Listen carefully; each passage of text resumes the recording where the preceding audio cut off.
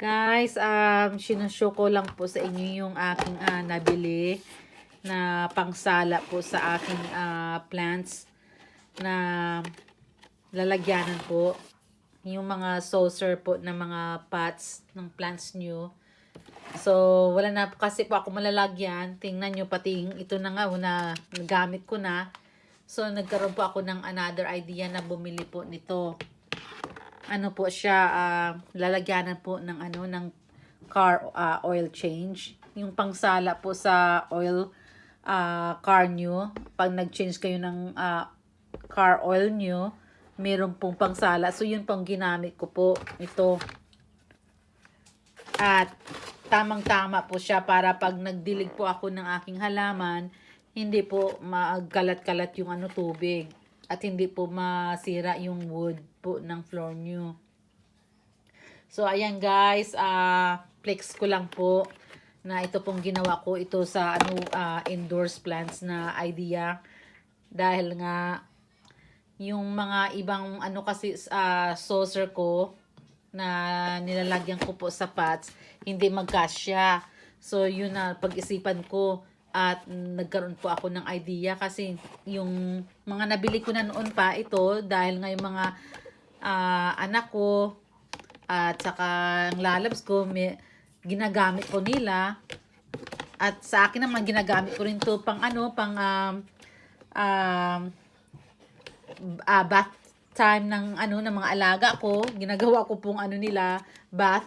So nagkaroon po ako ng idea na gawin ko pala ito ng plant saucer niya. O, di ba? Tingnan mo, tamang-tama at itim pa, kulay itim. So, very pa siya. Looks classy pa kaysa naman sa mga ganyan, no?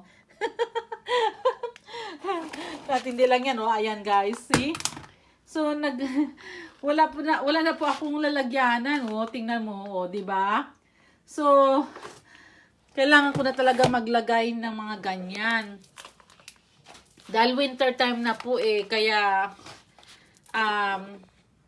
kailangan ko po ng mga lalagyan na po ng mga plants pots ko.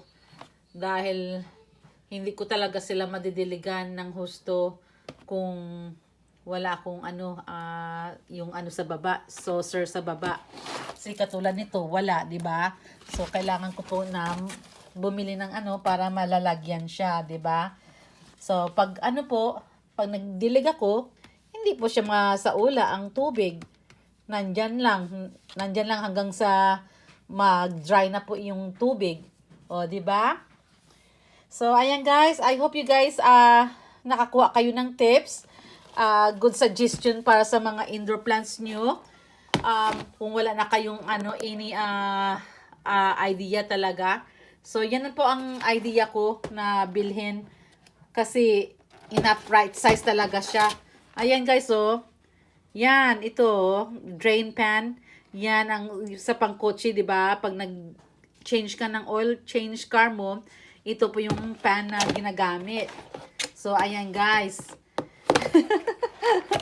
So guys, I hope na nakaano po kayo sa aking suggestion sa mga plantitos dyan. Sa mga taga-ibang lugar na kailangan nila, sa mga malalamig na lugar na kailangan nila ipasok ang mga halaman nila katulad ko. Kasi tingnan nyo, 'di ba? Hindi nyo na ako makikita. Tingnan nyo naman, ang loob ng bahay ko. Ano po yan?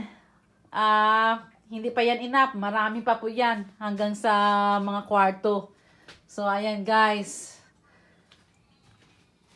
Hindi mo ako makikita rito pag nandito kayo sa pamamahay namin. O, diba? Ang dami kong lalagyan ng mga pots. So, I hope you guys na you like what I did. And thank you guys for watching my videos. Please like, comment, and share kung meron pa kayong other suggestion po. Thank you so much guys for all your support. Mabuhay!